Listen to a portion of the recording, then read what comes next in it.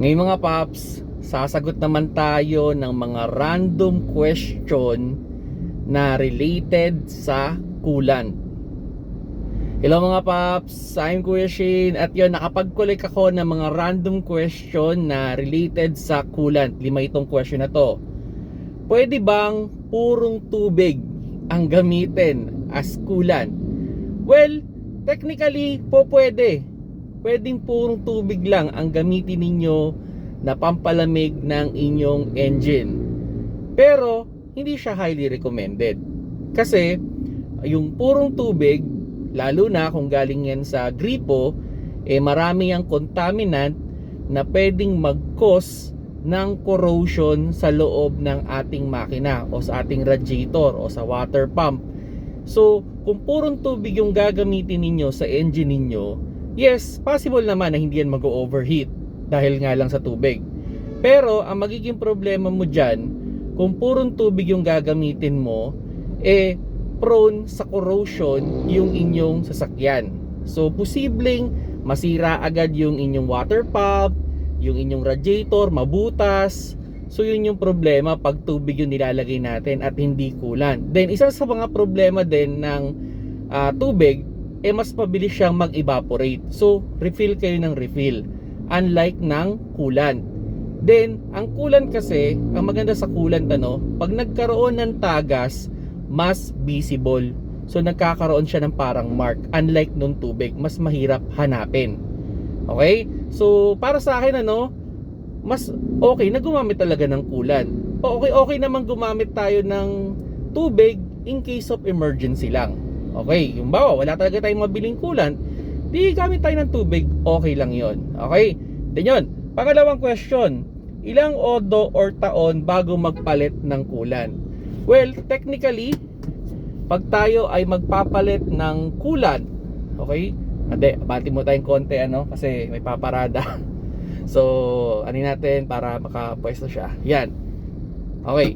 So, sa pagpapalit ng coolant, okay, pinaka-recommended dyan is around 40,000 kilometers or every 2 years.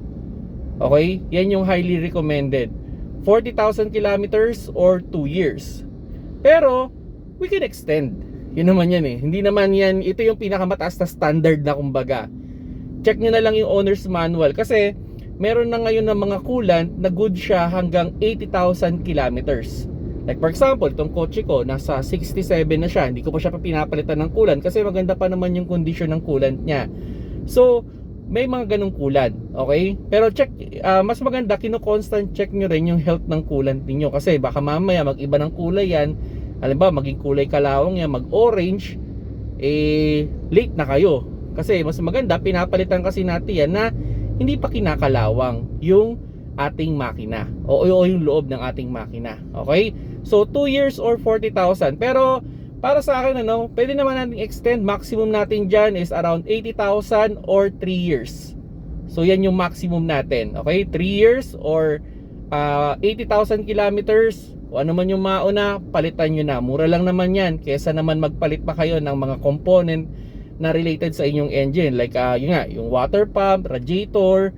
So yan yung thermostat, yan yung mga pwedeng palitan kasi pag constant na ginagamit yung coolant tapos nag-iiba na yung kulay, kinakalawang na pala, wala na yung effectiveness niya.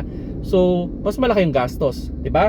Then pangatlong question, pag nagpalit ng radiator, dapat bang mag-flashing? Yan, okay. Hindi naman kailangan na. Kung bago yung radiator na ilalagay natin, malinis naman yan commonly, so hindi mo nyo na kailangan mag-flashing. Okay? Lagyan nyo na lang yan kahagad. Then, okay na yan. Okay? So, hindi na kailangan mag-flashing yan. Pag nagpalit tayo ng radiator o any component, di na. Halimbawa, nagpalit kayo ng water pump, nagpalit kayo ng radiator, okay lang yan. Di nyo na kailangan i-flashing yan. Diretso nyo na kagad yan. Okay, then yun. Number 4. Normal ba kulay ng coolant? O, siguro tinutukoy niya ano yung normal na kulay ng coolant. Well, depende kasi sa ilalagay natin yan. Kasi, may iba-ibang kulay. Meron yung pink, meron parang blue, meron parang green. So, depende. Pero, medyo kabahan tayo pag nagkulay orange yan. So, ibig sabihin yan, kinakalawang na yung loob ng ating makina. So, well, pag gano'n na ang cases, ako based on experience, most of the time kaya nagkukulay yan is pag yung matagal na talagang kulan sa loob ng engine or nalalagyan ng tubig. Then, ang isa sa mga reason kung bakit kinakalawang yan, yung blade ng water pump. Yan yung pinaka-common na kinakalawang. Pag nag-orange yan, may mga pagkakataon na yung blade is nauubos na sa kalawang. So, ang ending nun, pag naubos ng kalawang yon, mag-overheat yan kasi wala na siya nung ngipin. So, hindi na siya nakakapag-pump ng maayos. Kaya, pag ganun, medyo maging conscious na kayo kaagad. Ipa-check nyo na. O mas maganda nyan, ipalinis nyo na. At i-check nyo na kung ano man yung kinakalawang na yun. Kung maaari, palitan nyo na para wala na kayong further na problema. Although, yung iba naman, pina-flashing. Kumbaga, may nilalagay naman na pang-flashing dyan. Pero sa akin, mas okay pa rin yung ibang flashing natin, yung coolant pa rin eh. Kumbaga, bili lang tayo ng murang coolant or bumili talaga tayo ng brand ng coolant na yun, tapos medyo sasayangin natin siya ng konti. Kumbaga, halimbawa, sabihin natin dapat mga 40,000 kilometers, di palitan natin ng mga 10,000, 5,000 kilometers, tapos lagay tayo ng bago para at least malinis yung loob ng ating cooling system. Okay? So, depende na lang sa atin yan kung ano yung diskarte natin. Pero pinakamagandang diskarte dyan, pag medyo nag-iba yung kulay, medyo maging conscious tayo kasi baka yung kinakalawang na yung mga component natin. So eventually kasi pag kinalawang yan, pwedeng bumara din yan dun sa ating radiator, so hindi na magiging efficient yung pagpapalamig ng ating makina. So mas okay na linisin para at least pag naglagay tayo ng bagong coolant, siguradong maganda yung circulation ng coolant na ilalagay natin bago. Then yun, last question, pwede bang paghaluin ng iba-ibang kulay at brand? In case of emergency, yes, pwede. Okay? Emergency, pwede yan. Pero, dun sa usapan na magpa-flashing tayo, no. Mas okay na mag-relay lang tayo sa isang brand.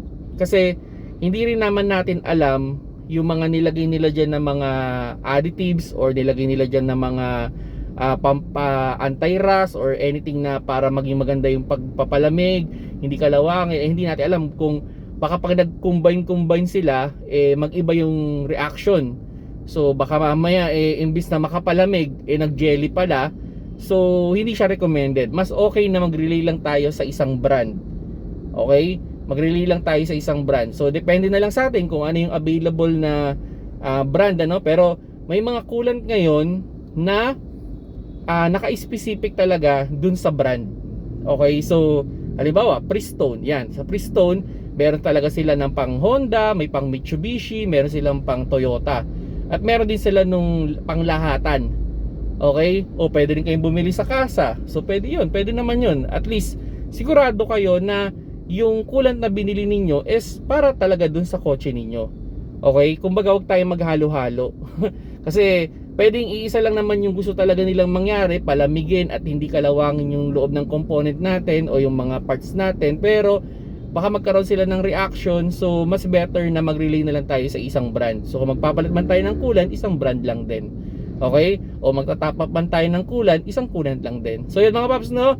Sana nakakuha kayo ng konting idea. Kayo, anong standard ninyo sa coolant? Kailan kayo nagpapalit? Ano yung nyo, ilang kilometers ba, o ilan yung odometer, o ilang years bago kayo nagpapalit, o nagpalit na ba kayo ng coolant?